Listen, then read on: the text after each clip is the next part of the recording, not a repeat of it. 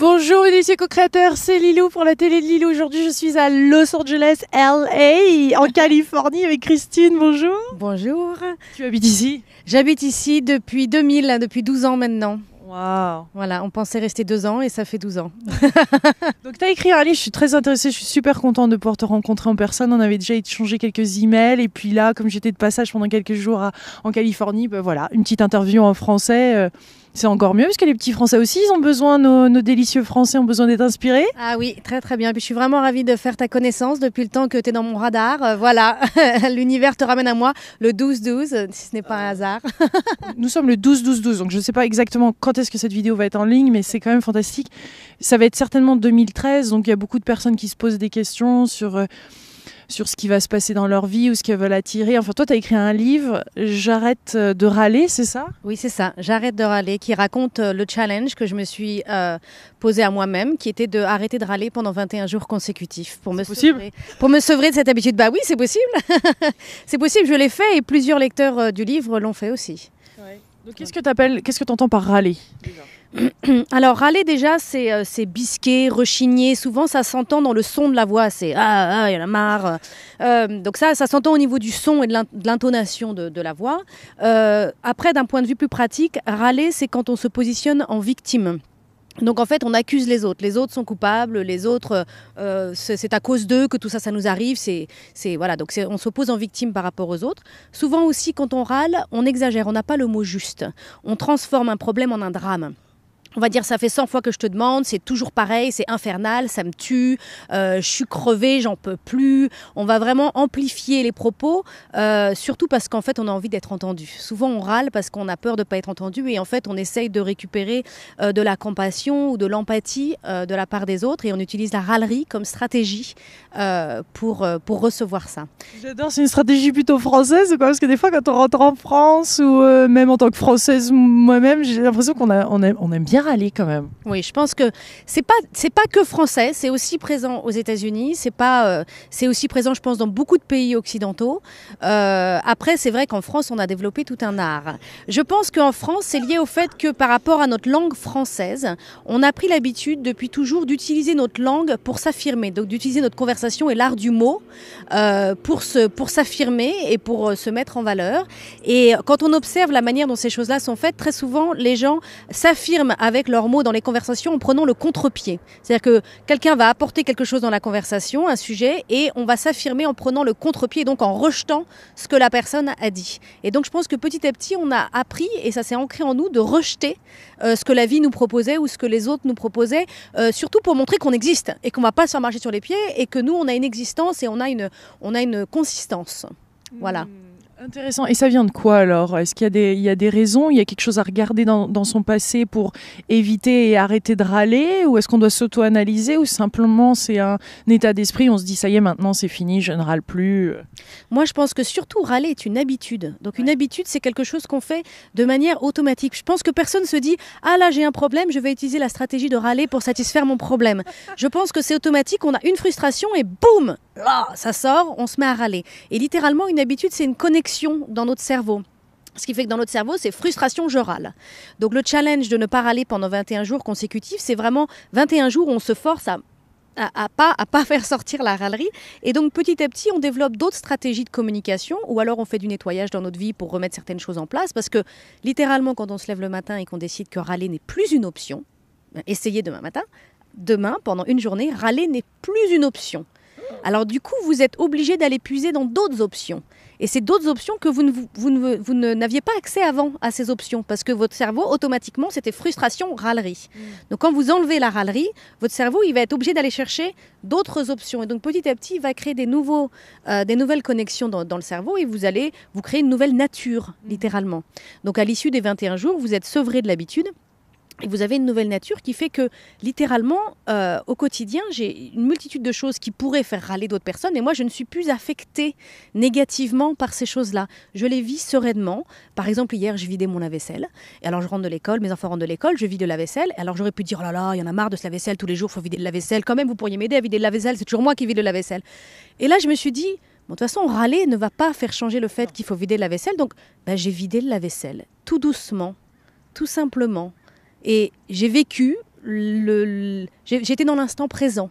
Et ça apporte, c'est tout bête d'arrêter de râler, mais ça apporte tellement de sérénité dans son quotidien, dans les choses banales. Le quotidien, c'est pas toujours très sexy. C'est vrai, le week-end, les vacances, les copains, tout ça, c'est sexy. Mais le quotidien, passer le balai, le lave-vaisselle, les conduites, le lessive, le travail, les emails, c'est pas forcément sexy. Mais c'est pas pour ça qu'on est obligé de le subir. On peut avoir de la sérénité dans ce quotidien. Et est-ce que tu as des petites techniques pour quand on sent que la râlerie vient ou quand on se rend compte qu'on est en train de râler, pour switcher? Je sais qu'il y a le petit bracelet, là, t'encourages de porter le bracelet. La technique, c'était qu'à chaque fois qu'on râlait, je changeais le bracelet de côté et on remet les compteurs à zéro pour faire 21 jours consécutifs. Donc l'intérêt de changer le bracelet, il ne faut pas se juger quand on le change. L'intérêt de le changer, c'est déjà de prendre conscience à quel point on râle. Et donc littéralement, les premiers jours, je ne sais pas si on voit sur la caméra, mais les premiers jours, on a le bracelet qui bouge, qui bouge, qui bouge, qui bouge. Et là, on se dit, mais c'est pas possible. Il faut que ça cesse. Je peux pas avoir une vie qui soit composée d'autant de râleries. Je dois arrêter. Donc après, le bracelet nous rappelle notre engagement qu'on se fait envers nous-mêmes. Hein. Arrêtez de râler. Je dis toujours, râler, on fait pas quelque chose de mal quand on râle. On n'agresse personne. C'est pas bien grave. C'est jamais bien grave quand on râle. On fait rien de mal. Donc je dis pas que les râleurs sont des gens qui font des choses mal. C'est plus un engagement qu'on fait envers soi-même. Et on se dit, moi, j'ai plus envie de subir mon quotidien. J'ai envie de vivre de la sérénité dans mon quotidien. Donc on met le bracelet et le bracelet est là pour nous rappeler cet engagement qu'on a fait avec nous-mêmes. Et notre désir de vivre autrement, notre désir d'être un homme, d'être l'homme qu'on a envie d'être, ou le désir d'être la femme qu'on a envie d'être, la mère qu'on a envie d'être, l'épouse qu'on a envie d'être. Et le bracelet, c'est un peu pour nous rappeler ça. Et alors pour les hommes, comment ça se passe? C'est-à-dire? Ils portent 3 bracelets aussi? Alors non, les hommes peuvent porter des bracelets, ils peuvent mettre des élastiques à cheveux. Hein. Ça peut être un élastique à cheveux, ça peut être un bracelet. Un bout de ficelle. Ça peut être un bout de ficelle. Bon, il faut que ce soit élastique, parce que d'un point de vue très pratique, il faut que ce soit élastique, parce que ça bouge beaucoup. Mais ça peut être un élastique à cheveux, ça peut être n'importe quoi, un bandeau en cuir un peu élastique. On trouve maintenant dans les magasins pour hommes des rayons bijoux et avec des bracelets en cuir ou des choses comme ça, très sympa. Je pense que c'est pas un problème. Et c'est autant un problème pour les femmes que pour les hommes? Le processus, d'après ton expérience, se passe de la même façon ou c'est plus ancré chez un certain type de personnes? Non, en fait régulièrement j'en ai qui me disent c'est les personnes plus âgées qui râlent, il y en a qui me disent c'est les plus jeunes, c'est la nouvelle génération, il y en a qui me disent c'est plus les hommes, il y en a qui me disent c'est plus les femmes. Je pense que c'est tout le monde a cette habitude ancrée en nous à plus ou moins à un degré plus ou moins élevé. Ce que j'ai remarqué par contre, c'est que les femmes sont beaucoup plus à même à venir échanger sur le blog par rapport à ça et avoir une conversation sur ce sujet. Elles sont peut-être plus à même, peut-être c'est notre côté féminin de dire ah oui c'est vrai je suis pas bien, faut que je change. Et donc du coup on est plus à même à se dire ah oui c'est vrai faut que j'arrête de râler et donc c'était pas forcément positif, mais c'est vrai qu'il y a beaucoup plus de femmes sur le blog que d'hommes, mais il y a quelques hommes qui viennent rendre visite et il y a beaucoup d'hommes qui font le challenge mais qui viennent pas forcément en parler, qui veulent pas forcément le partager avec d'autres. C'est plus une démarche personnelle qu'ils font eux-mêmes. Qu'est-ce que tu nous parles de quoi d'autre dans ton livre ou dans ce que tu enseignes? Je sais que tu viens en avril à Paris, non? Tu fais un... Alors en avril, j'organise un séminaire qui s'appelle Wake Up, 3 jours pour se retrouver avec soi-même et arrêter de vivre sa vie à moitié endormie. Et en fait, durant ce séminaire de 3 jours, je vais partager, j'ai beaucoup de personnes qui viennent me voir et qui me disent « Mais Christine, tu as 3 enfants, tu écris ces livres, tu voyages, tu as ton business de coaching, j'accompagne des entrepreneurs, me disent comment tu fais pour être toujours aussi vibrante, aussi heureuse, aussi souriante et produire autant en fait, aussi efficace dans ce que je fais ». Et arrêtez de râler, c'est pour ça, j'ai plus de temps. Alors, arrêter de râler est un des énormes éléments, est un des grands éléments qui a contribué à ça, bien évidemment. Et pendant ces 3 jours, je vais partager les autres grandes leçons que j'ai dû apprendre moi-même pour réussir à être pleinement réveillée et être pleinement vibrante dans ma vie, dans mon quotidien. Et je vais transmettre ça aux participants. Tel que, parle-nous un petit peu plus de ces techniques ou d'autres choses que tu aimerais bien partager avec nous aujourd'hui. Alors, une chose que j'ai remarqué, c'est qu'il fallait remplacer ces râleries. Alors ça peut être aussi une technique, c'est quand on arrête de râler, par exemple, on se rend vite compte qu'on n'a plus rien à dire. Donc on arrive dans des conversations où les gens sont en train de râler, on se dit « Ah, moi je peux plus râler, alors qu'est-ce que je fais ?» Ou alors on a tellement l'habitude de connecter avec les autres. Quand on râle, on crée du lien. On râle pour créer du lien parce que quand on râle, les autres viennent à nous disent « Ah oui, t'as raison, mon pauvre, t'as vraiment pas de chance. » Et donc on récupère de la compassion. Et donc quand on essaye de ne plus râler, on se retrouve avec des blancs dans nos conversations et on a tellement l'habitude d'être connecté avec eux sur la râlerie qu'on ne sait plus quoi dire.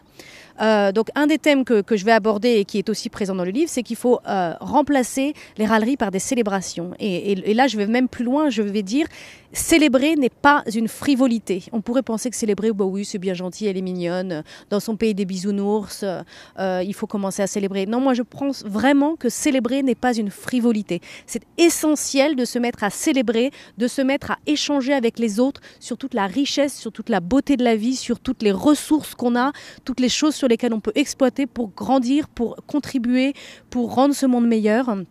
Je pense qu'il faut changer complètement la conversation qu'on a avec le monde et qu'on a avec les autres et amener la célébration. Alors ce que j'appelle la célébration, c'est la gratitude en mots.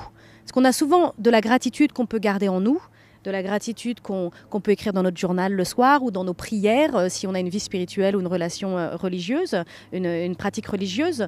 Mais là, la célébration, c'est vraiment amener nos râleries, amener nos célébrations, notre gratitude dans nos conversations et parler avec les autres de nos projets, de ce qu'on a envie de faire, de ce qui va bien, de ce que la vie nous a donné, de tous ces petits moments délicieux qu'on a pu vivre aujourd'hui. Dire aux autres merci, ce que tu as fait pour moi aujourd'hui, ça a vraiment fait une différence. Et amener tout ça dans nos conversations. Et je pense vraiment que si tout le monde commençait à avoir ce genre de conversation, on pourrait littéralement changer le monde parce que du coup on prend conscience de ce que la vie nous donne, on prend conscience de toutes les ressources qu'on a, on prend conscience de toute la beauté des autres, de toute la beauté du monde, de toute la beauté des habitants de cette planète et du coup on a envie de nourrir tout ça, on a envie de le nourrir, on a envie d'y contribuer, on a envie de donner, on a envie d'ouvrir son cœur et on peut changer le monde. Et l'entourage, alors quand l'entourage, on a été entouré par des râleurs. Quand nous on décide d'arrêter de râler, comment ça se passe? Est-ce que il faut changer d'amis, de famille? Alors c'est clair que c'est intéressant de s'entourer de quelques personnes qui soit le font le challenge avec nous, soit nous soutiennent. Il faut avoir des gens qui nous soutiennent. Alors moi dans ma famille par exemple, mon mari et mes enfants n'ont pas fait le challenge. Et je leur ai pas dit il faut faire le challenge, même après avoir écrit le livre, je leur ai pas dit j'ai écrit le livre, il faut écrire le challenge, il faut faire le challenge, pas du tout. J'ai absolument pas, je pense que souvent les gens viennent me voir en disant comment je fais pour que mon mari arrête de râler, comment je fais pour que mon père arrête de râler, comment je fais pour que mon enfant arrête de râler. C'est eux qui râlent, pas moi je râle pas d'eux. Alors je dis souvent la râlerie c'est comme la mauvaise haleine, on la sent chez les autres mais on la sent pas chez soi. Et donc j'invite vraiment les gens à faire un nettoyage personnel, on balaye devant chez soi d'abord. Et la meilleure manière de changer le monde, c'est de commencer par changer soi-même. Et je pense qu'on est tous, même moi, honnêtement, si j'avais vu mon livre dans un rayon, je pense que je me serais dit je suis pas râleuse, c'est pas pour moi, parce que j'étais quelqu'un de très positif. Or un jour j'ai eu ce déclic où j'ai réalisé que je râlais notamment dans mon rôle de mère, hein, par rapport à mes enfants, je râlais beaucoup plus que ce que je voulais. Et je râlais vraiment beaucoup plus que ce que je pensais, de ce dont j'avais conscience en fait. Donc oui, commencer par soi, commencer par faire son propre challenge et du coup, en changeant nous-mêmes, au début les autres se moquent de nous, disent c'est n'importe quoi ton challenge, râler ça sert à quelque chose, ça soulage, c'est comme ça qu'on se fait entendre, si j'arrête de râler je me ferai plus entendre. Donc on a peut-être des gens qui vont nous provoquer dans notre entourage, notamment les grands râleurs par rapport à notre challenge, mais c'est à nous de rester solide et de dire je vais le faire jusqu'au bout. Et au bout de quelques temps, ces gens-là vont revenir, ils vont dire mais qu'est-ce que t'as changé quelque chose? Qu'est-ce qui se passe dans ta vie? Ou dis donc, il se passe beaucoup. T'as beaucoup de bonnes nouvelles en ce moment. T'avances beaucoup plus vite, ou tu fais beaucoup de progrès, ou je sais pas. Ils vont voir qu'il y a cette espèce de mouvance et cette espèce de puissance qui vient de l'intérieur de vous, et ça va les inspirer. Ça va les inspirer à eux aussi faire le challenge, ou en tout cas eux aussi voir plus le positif ou commencer à changer leur manière de voir le monde. Dans le livre, c'est un véritable carton. Enfin, je veux dire, il y a plein de... Combien de copies vendues, tu sais? On doit être à 70 000 copies vendues. Ouais. Il a été traduit en plusieurs langages aussi, traduit en italien, en espagnol, en japonais, et là, il va être traduit en chinois. Et on espère anglais quand même bientôt. Procrastination, stop procrastination. Ah non, c'est pas procrastination. Non, c'est que le marché du livre, le marché de l'édition aux États-Unis est très différent du marché. I was talking of the title. Je parlais du titre. Oui, ben ça, d'ailleurs, j'ai déjà un livre un e-book dans mes ressources, dans mes archives qui s'appelle The Cure to Procrastination. On va peut-être faire une petite vidéo en anglais pour nos amis américains et anglais dans le monde et ceux qui parlent pour pouvoir partager ça parce que comme tu dis c'est au-delà des cultures. Merci beaucoup pour cette interview. Merci beaucoup. Plein d'amour mes délicieux co-créateurs. À bientôt. Au revoir.